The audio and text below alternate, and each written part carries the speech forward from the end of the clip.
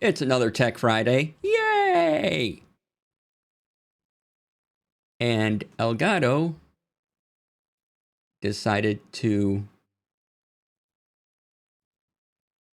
release 4 Stream Deck things. Here's an article about all the things. They mentioned these at Computex and then did releases, and thanks to One Urban Bohemian for the link.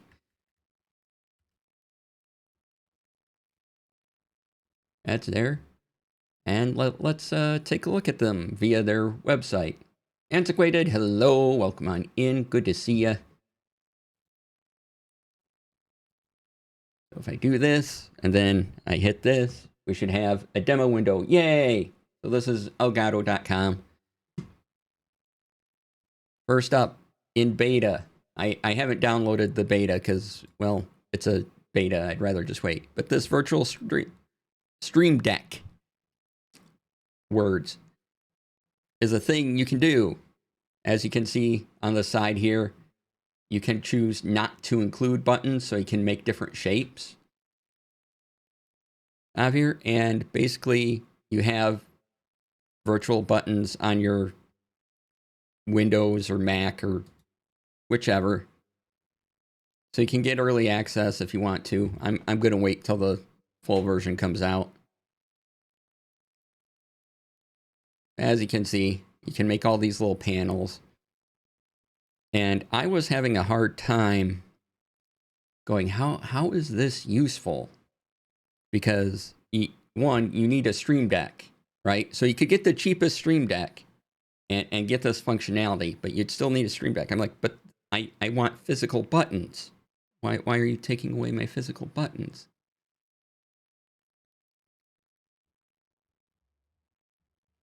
However, you can make as many buttons as you want on your screen. You can do an 8x8 grid, and then you can do another 8x8 grid, and another 8x8 grid. So you can have these stacks of 64 virtual buttons, all different things.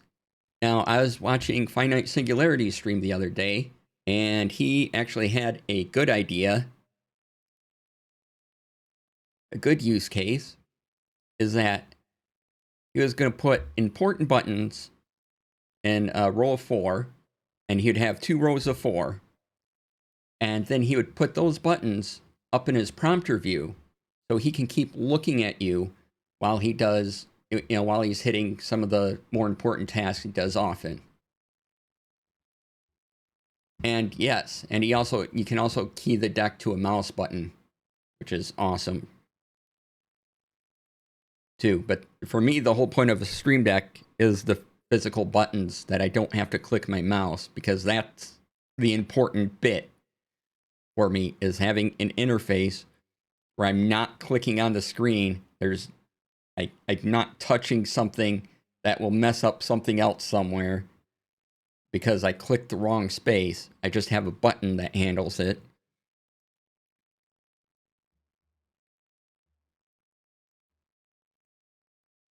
Yeah, but you have to look away from the screen, yeah.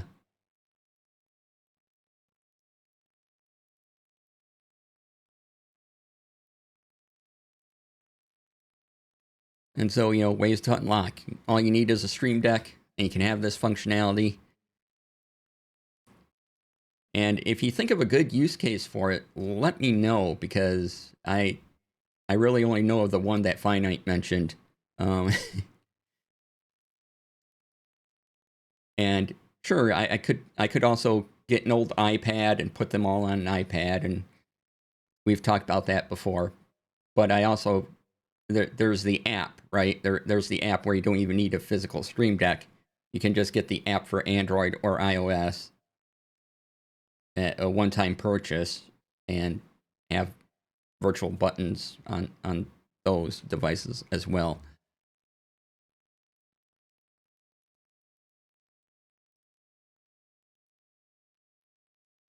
So that was, I'm like, okay, that's cool, that's interesting, and I'm kind of like, where are you ultimately going with this? Like, we can design our own little docks where we need them,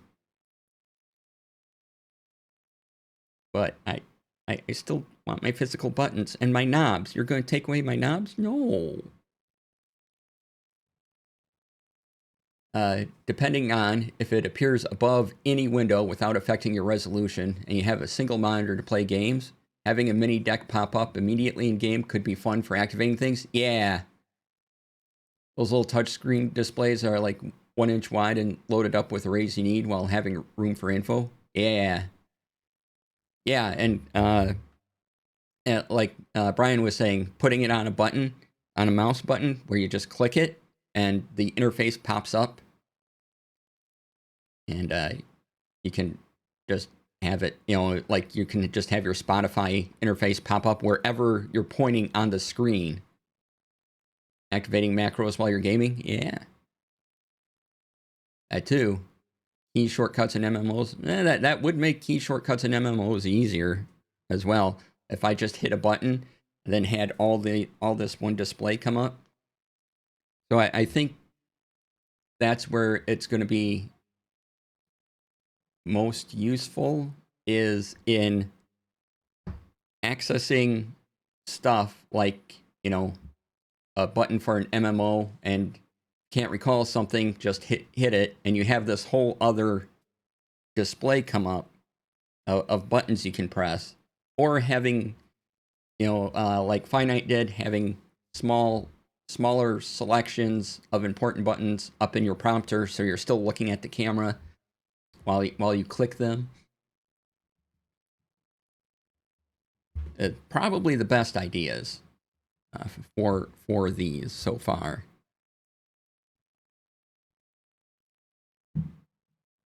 Wish they would have knobs for virtual decks. Yeah. Learning DaVinci, having a DaVinci shortcut bar appear on screen. Ooh, yes, that would be good. You have ideas now. Yay! I do too. Thanks.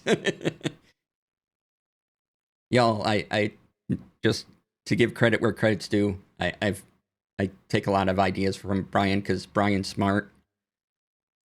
So trying to remember the right combos in Blender. Ooh, yeah.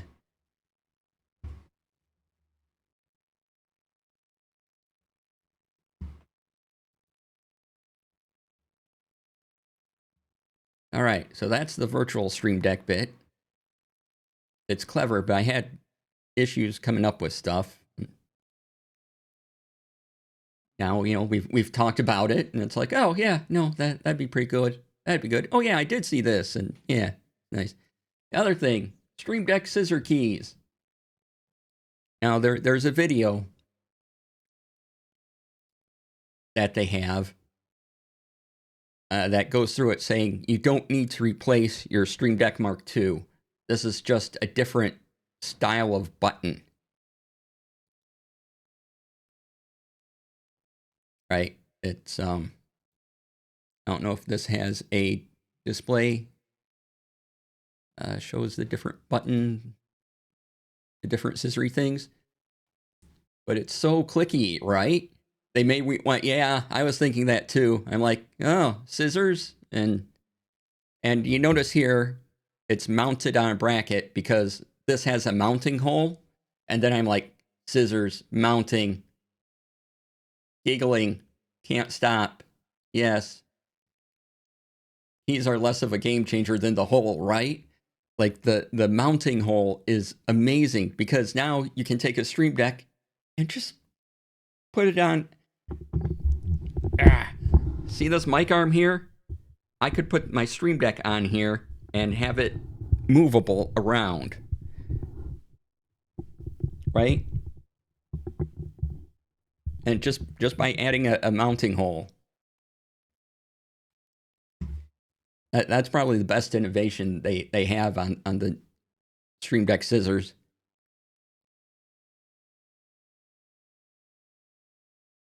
But yeah, so if you want a different key press feel, they're scissor keys now.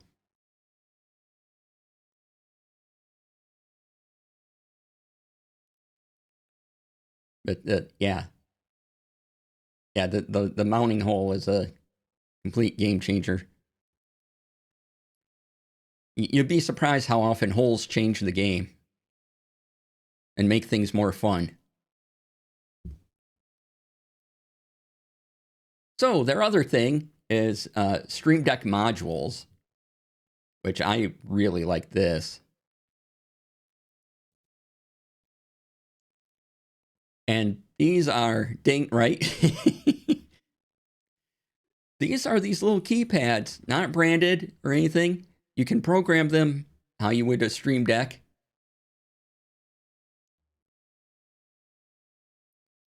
And they're modular. You can plug them into other things. These are, like it says here, DIY control panels. And so you can just place them in things. And I was thinking, oh, wouldn't it be neat? I got one of these, and I made my own little video switcher. Like, I can take a regular Stream Deck and make a video switcher, but with this, I could give myself like a little LCD screen of the switcher, and maybe have some extra controls on the side. And they're available in different key sizes, 15 keys, 32 keys. Where are they? Or small ones, 6 keys. Yeah. Oh, am I covering that? Yeah, I'm covering that. Just a second here. Ooh. Hide me. There we go. So 6 keys, 32 keys, 15 keys.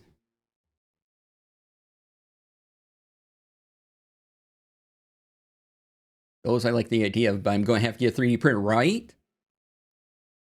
Like, that's amazing. And plus, with all the Stream Deck, no, I should say all, I know of like 2 or 3, the Stream Deck competitors coming out that are modular, that you connect, audio interfaces to and other things. You can do the same thing, but with the power of the Stream Deck, because the buttons are so programmable and it's very, very easy to use.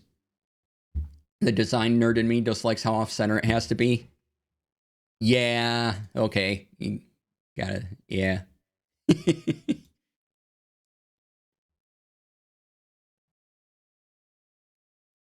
But yeah,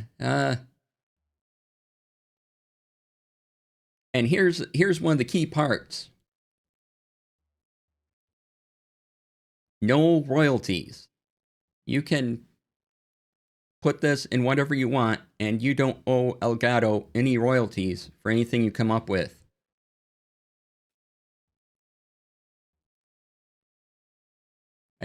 This to me is big. I suspect this is going to be a Kickstarter game changer for tech devices. Yeah, because you can order these in batches, right? Like quantity 0 to 4. They're expecting you to buy a lot of these, right? Buy in bulk.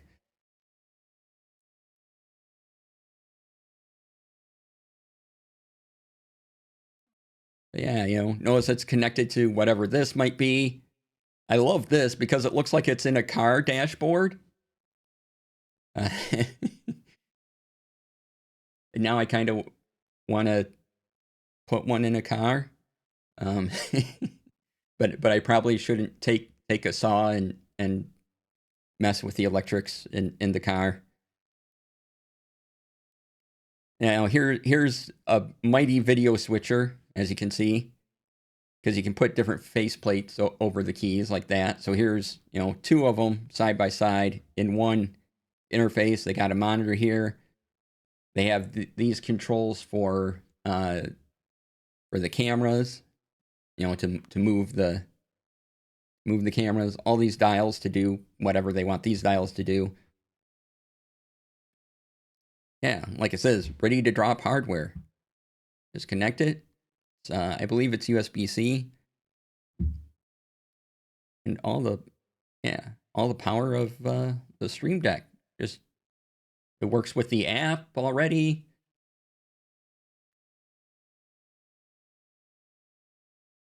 If you recall the April Fool's joke Stream Desk, yes, Finite said it was a slide preview of these devices. You know what? That's pretty cool. I did like the Stream Deck desk, where it's just a desk of Stream Decks, and I kind of wanted one. But yeah, check out that link to see a picture of their April Fool's joke.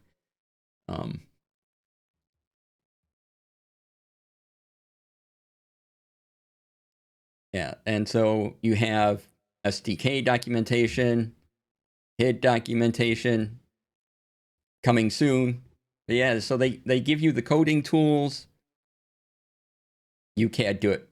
Good job. Good job. They have CAD files, so you can mock whatever up you're making in CAD. And you can special request as well. And here's some more pictures of various decks. I'm like, this is cool. And this really set off my brain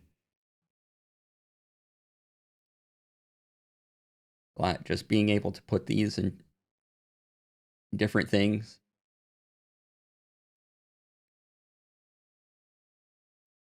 Like, I would so make a little Spotify controller for my car. Just plug it in. I doubt I could, mount it in the car, but I do have a USB interface, so I could attach the USB wire to it and to the car. And if I had the coding right, I could say, okay, when I call up Spotify, these are my Spotify buttons, and yeah, I would like that.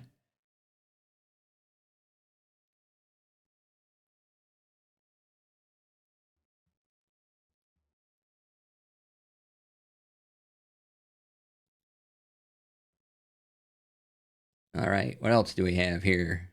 What was the other one down here? The network dock. Yes, this chunky boy right here.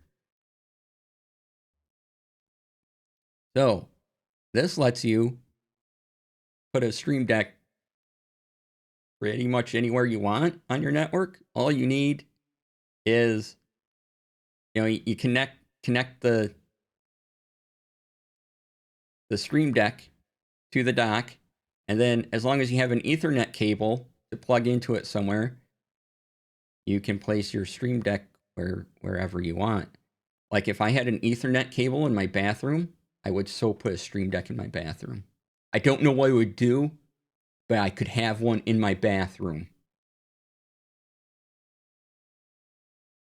Now we're into home automation control. Stream Deck on your bedside table. Why not? Exactly. Could be on the end table.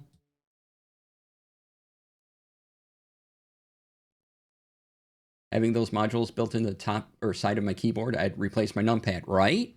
Yeah, another great idea. But yeah, this is really handy. And if you don't have power over Ethernet, you can still use a USB power to make it go on.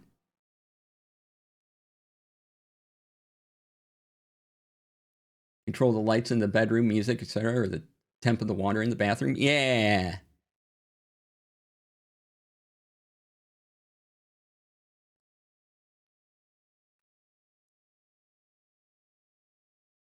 Oh, come on now. No PC, no clutter in sight with a device and big Ethernet cable trailing away, right?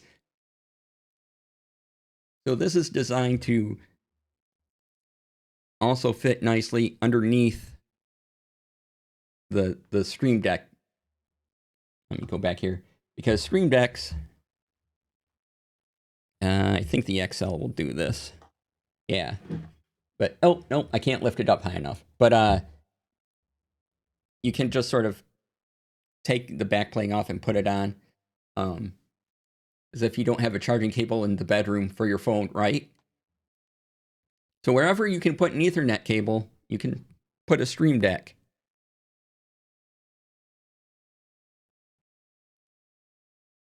And this also could be useful for broadcasts and other things like that. If you want to see a look at one of the pictures they show of that, right here, as they just have this monitor, they have their cameras hooked up, they have their display, OBS display here, and then they're controlling everything with the Stream Deck down here.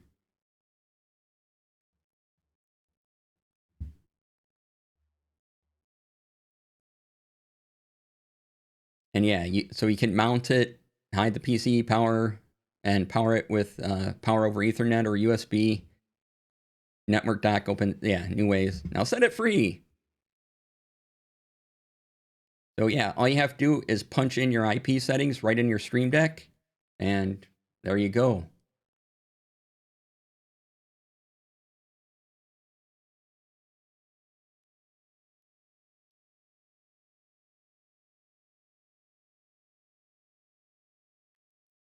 And I think they really have, with these announcements, they're also eating into that modular space as well. Of, hey, here's our Stream Deck like device, but maybe you don't want all these things, or you want these other things plugging into it.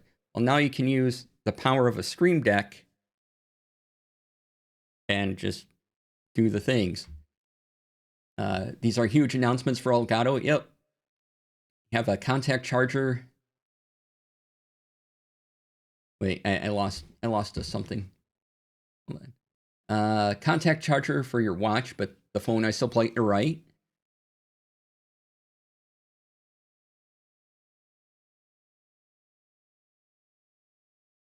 Link it into a nightstand if you had power tools. Yeah. They will barely have to come up with cases for these. I bet folks' brains are already working. Yeah, I'm sure there'll be a bunch of 3D printable projects out for these. I can see these getting put into smart homes where light switches would normally be. Yeah, that's that'd be another good use. Now the question is, can you set up a Stream Deck over Ethernet to control someone else's system remotely? Ooh, that'd be awesome. I'm sure there's a way to hackathon that into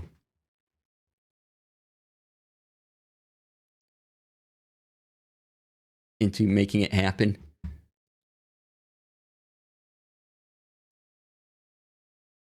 But yeah, so Elgato had a huge week this week. Just coming out, firing on all cylinders. Like, here's our amazing device. Now here's all these other things we're letting you do with it. I'm like, wow. Yeah, there's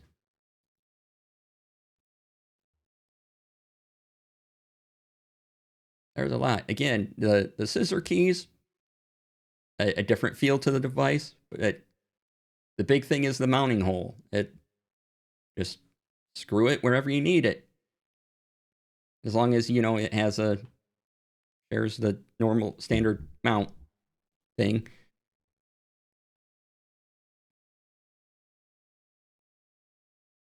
Amazing. And they essentially given the system way more flexibility than it's ever had.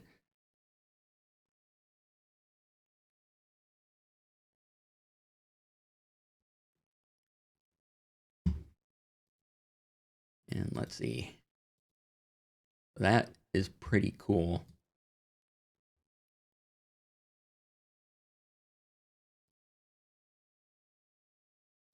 All right. Moving along. And if you want to continue talking about them, go right ahead. Rode also had an announcement this week about these new earphones. Professional on-ear earphones, the NTH50. And I'm like, okay.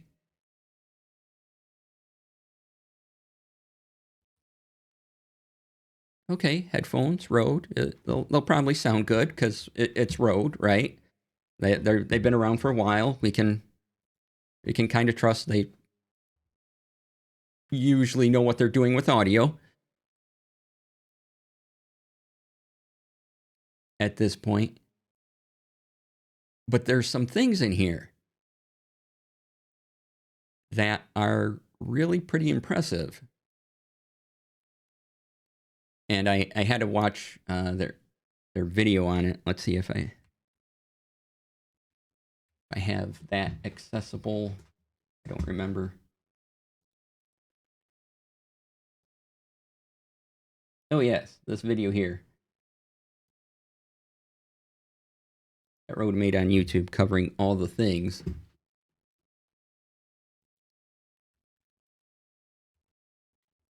that they do. So check that out after this stream here.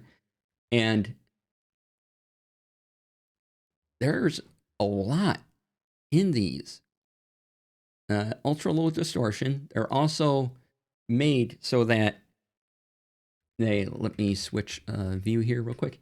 So that they go over the ear, but they kind of have space, so they're a lot cooler. Like I have some great headphones over there. There's some noise canceling headphones, and they're fantastic. They sound fantastic. They go over the ears, but after a while, it gets sweaty. It's hot out, right? And so I can't wear them too long. These say, well, we kind of took care of that problem, or purport to take care of the problem. I'm sure once people get them in their hands, we'll know for sure. But great sounding audio. There is some noise cancellation or noise isolation, as they say. And they're kind of focusing on DJs and broadcasters, things like that. And they're mentioning how comfortable they are.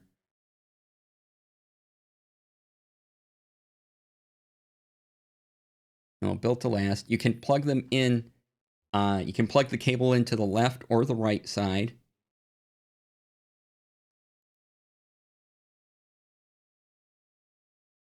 Of these, which is fantastic. And they look really good. Let's see here. Let's get a picture. Here's here's the product page. And for only $100, these are a great value for headphones. Noise canceling. The awesome Rode sound. You can plug this wire here in whichever side you want.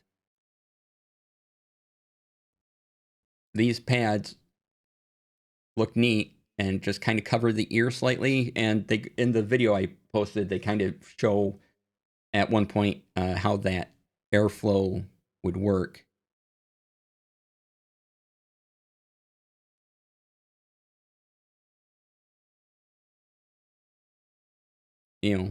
Passive noise isolation, minus 21 dBA. So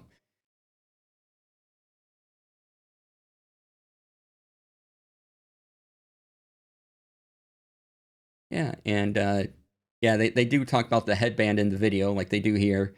Adjustable contoured headband ensures a comfortable fit for any head shape. Phonanal reset, sure. That alleviates pressure on the top of the head. Soft foam memory cushions. Ergonomic ear cap structure. There's a lot to like here. They got a whole user guide if you need to see that.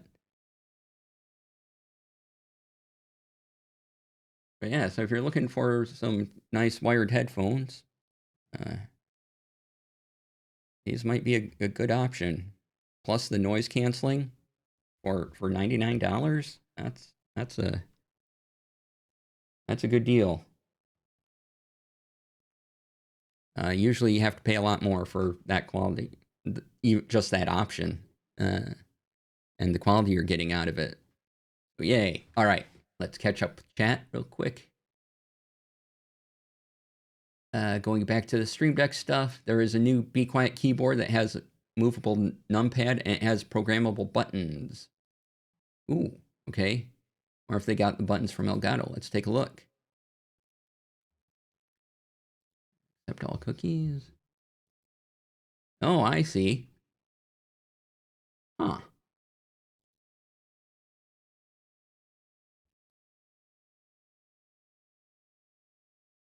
Those are pretty cool. I do like you can slide the numpad where you need it.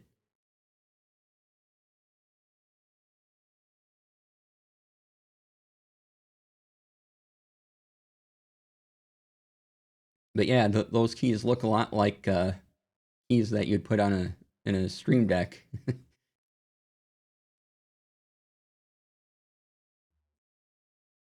And they could very well be one of the uses for, you know, the Stream Deck module thing we were talking about, because they look a lot like them.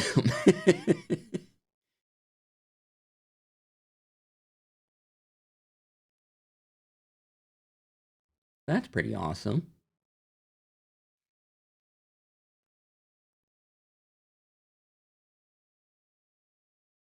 I also like quiet keyboards, so you know, I don't want big clicky clacky sounds.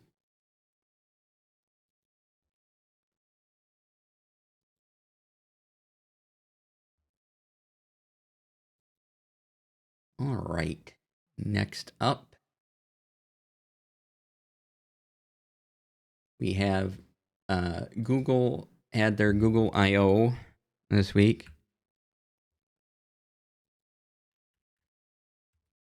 Oop. And they have that's a roundup of all the stuff. A lot of AI things. AI mode chatbot coming to search for all US users. AI assistant, notebook, LM mobile app. No, thank you. Other AI updates. Nope, we don't need to talk about any of those. But they're there if you want to have a look.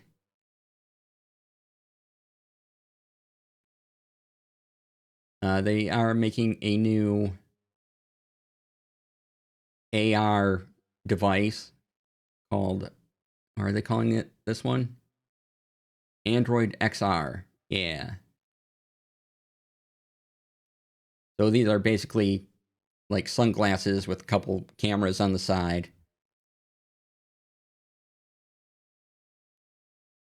And they seem to be better than their previous attempts at such a thing. Chrome's password manager is getting an update. It can automatically change passwords on accounts that have been compromised in data breaches. So if a website, app, or company is infiltrated, user data is leaked, and Google detects the breach, Password Manager will let you generate a new password and update a compatible account with a single click. And that's right from the article I posted from Engadget. But it does only work with websites that are participating in the program to do that.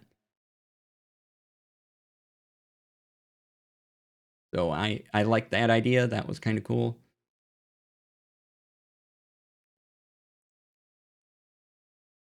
And then they also, well, there was some drama behind Google's last attempt at their AR. Yes, there was. They're also doing these weird 3D video conferencing booths called Google Beam.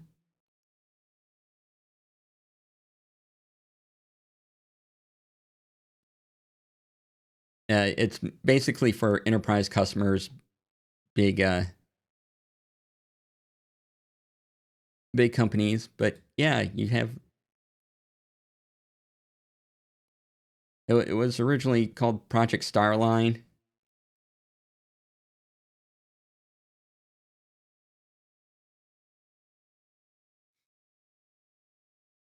So if you heard about that a few years ago,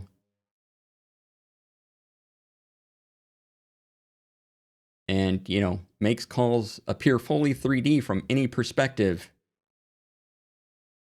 And they're big, they're expensive, they use AI. So, if you want to read more about them, if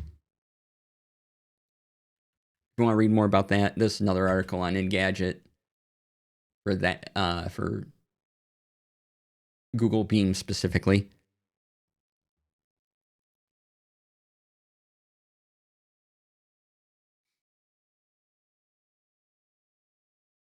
I don't know. I think I just get kind of weirded out by it, really. But they'll have speech translation and all sorts of other features.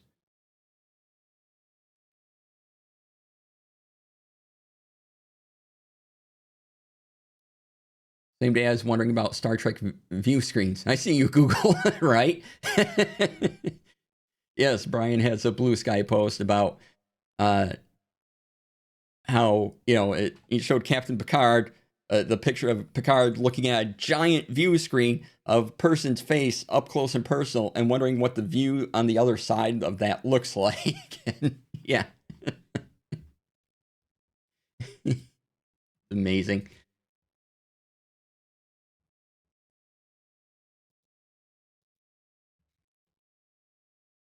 So yeah, there is all the Google I/O stuff headed your way soon, whether you want it to or not.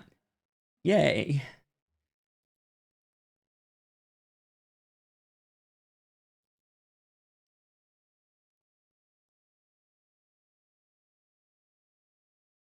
All right, I'm going to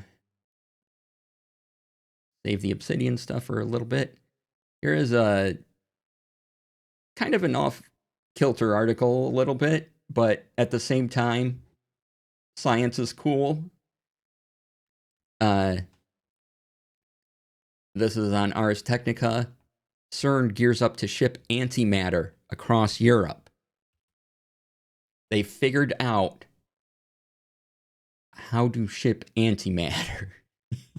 This is amazing. I'm sure something will happen as the portable containment device that's on the truck launches, and then it explodes the universe. But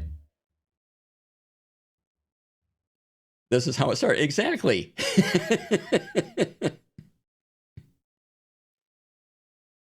Because they can make antimatter, but it exists so briefly and in such controlled conditions that they really couldn't do much with it. But now they found a way to make the container portable to suspend the antimatter, if you will, bring it across before it has time to degrade, and have another lab with different instruments take a look at it. Folks, it has been a pleasure knowing you all, right?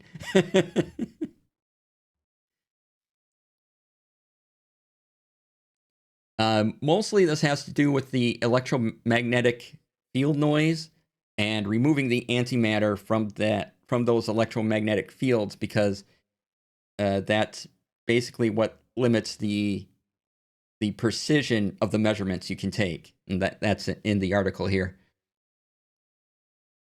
So if you move it away from where it's being produced, you can study it without that interference, that electromagnetic interference. And they made a containment device designed to do this. It's from the article here. Has to be maintained as an extreme vacuum and needs superconducting materials to produce the electromagnetic fields that keep the antimatter from bumping into the walls of the container. All of that means a significant power supply, along with a cache of liquid helium to keep the superconductors working. A standard shipping container just won't do. So, science is cool, and also possibly very deadly.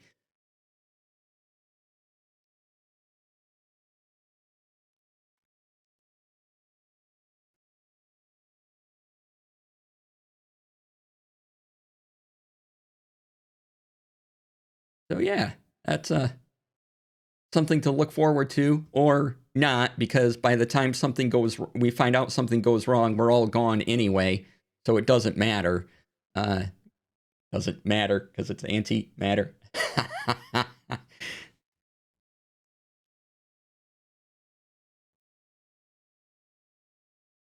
It would be like the sun explodes. We wouldn't know unless we could stick around for 7 minutes after the explosion, right? We're just gone. There's no looking up and going, "What's that bright light?" No, you're just done. Sun sure seems to be closer. You don't get to say that. You don't even get to think that. If the sun blows, you're just done.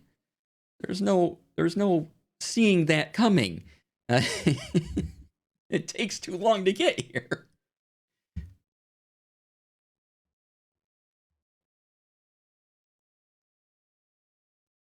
Yeah, we would be cooked before the signal went through our nervous system, right?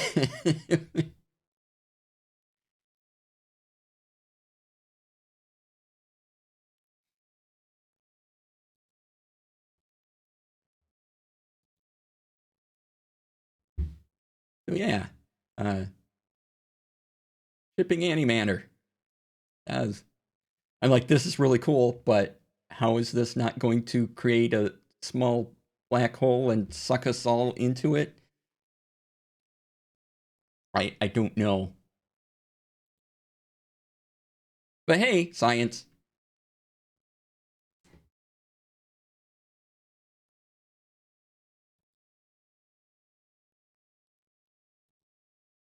All right, let's bring us up a little bit from being instantly incinerated or vaporizing at a moment's notice, and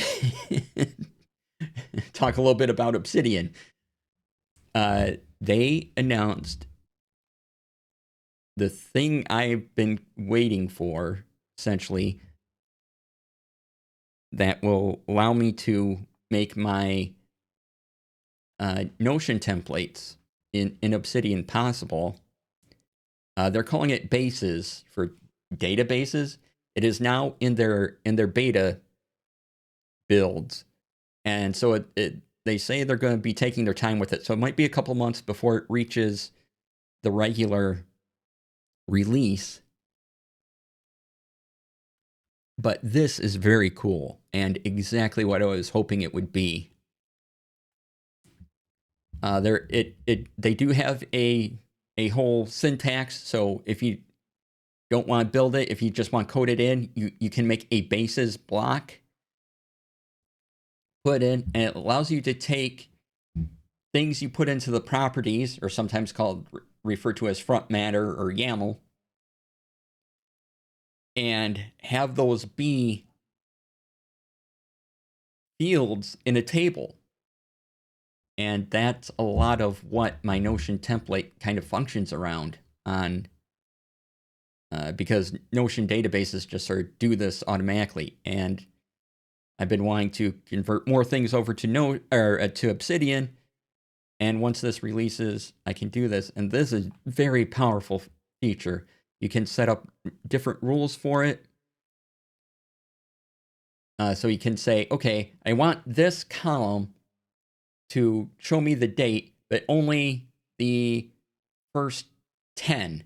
I don't want to see all of them. I only want to see the first 10 entries, of sort. So it give you the first entries assorted by however you chose to sort by, whether you wanted descending, ascending,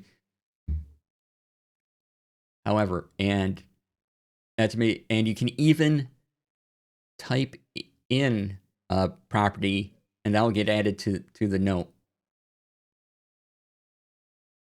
as well. So this is incredible and kind of everything I was hoping for. So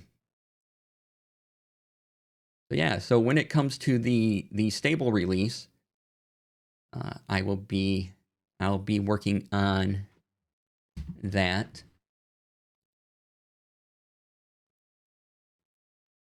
And then I will make that Obsidian Vault available to everyone in a folder on that Google Drive I shared earlier.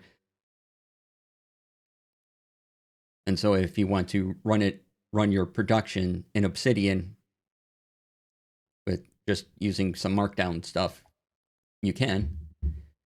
And speaking of Markdown, I also released. I'll put that back up.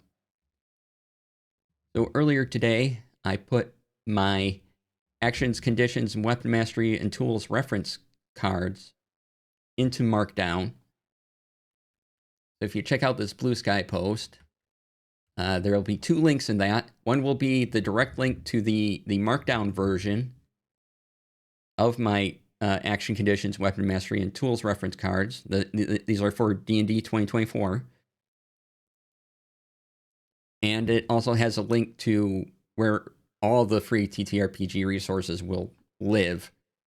So you have a main folder, and then you have the specific folder of the Markdown. And just to show this off, here we go. So yeah, you have, so in the folder, you'll have different markdown files. You'll have the actions, the artisan tools, the conditions, the other tools one. I have a README, the weapon mastery. The welcome is just a standard thing. I should probably delete this. We see it in all when you make a new vault. Why didn't that delete? Delete, yes. Make that go away, okay. And what I like about it is that is very searchable. So if you didn't know, in Obsidian, you can hit Control F, get a Finder window, and, well, what's the ready action do? Ready. Oh, look. Ready. Prepared to take an action in response to a trigger you define. Right? Like, here's the types of actions you can do in D&D. And so I, very minimal coding on these, just the 2 hash marks to make the title a little bigger, then a space, and then what it does, couple spaces, couple more hash marks, just to make it easier to read. I include the space, these spaces. So hopefully, and it's the same information that's in the PNG version, just sorted a little differently and searchable. Very easily searched. You can even open these in Notepad on Windows. And they're .md files, but you can right click and say open with Notepad, and you'll see this stuff, but it's all there. And yeah, because Markdown is designed to be a syntax and also be readable by people. So you don't have a bunch of confusing code around it you may not understand. You just have some symbols that do a certain thing, and you can easily read around those. So artisan tools, you have this. So in artisan tools, like the ability thing, we have 2 stars just to make these bold. But otherwise, you see all this. And if you didn't know, in 5th edition 2024, they have artisan tools, and then other tools include your disguise kit, your forgery kit. So I just kept them separate as well. And here's your conditions. Search field up. So I want invisible. There it is. And I left the links in that are contained in the free rules. So if you do want to, you can either go copy and paste these into D&D Beyond, or just click and it'll open these definitions in D&D Beyond out of the free rules. If you're wondering what these look like in a text file, let me bring up Notepad. Or let me open one of these in Notepad as soon as I can get... What's going on here, Windows? What are you doing? Come on, buddy. Do something. Click. Okay, thank you. My clickings weren't clicking.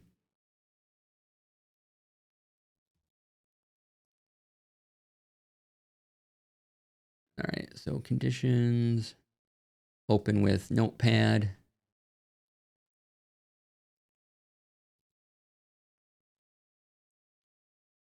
Bigging this a little bit.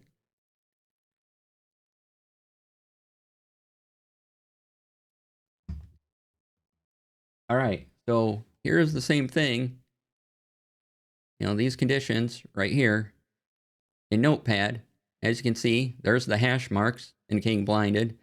There's those indicating bold, but you can easily read around these, like blinded, can't see, and it's all still searchable text. Here's make a D20 test. Here's what that looks like. They bracket the D20 test, so that's what you see. And then here's the here's the link. So if you want to, you could just copy and paste out of here. So even if you don't have something that can read Markdown, you still can navigate this document and have it be incredibly searchable. And that's why I like a lot about Markdown. Like if more TTRPG companies put out a PDF and a Markdown version, that'd be fantastic. I'd love that. I would pay more for a Markdown and PDF.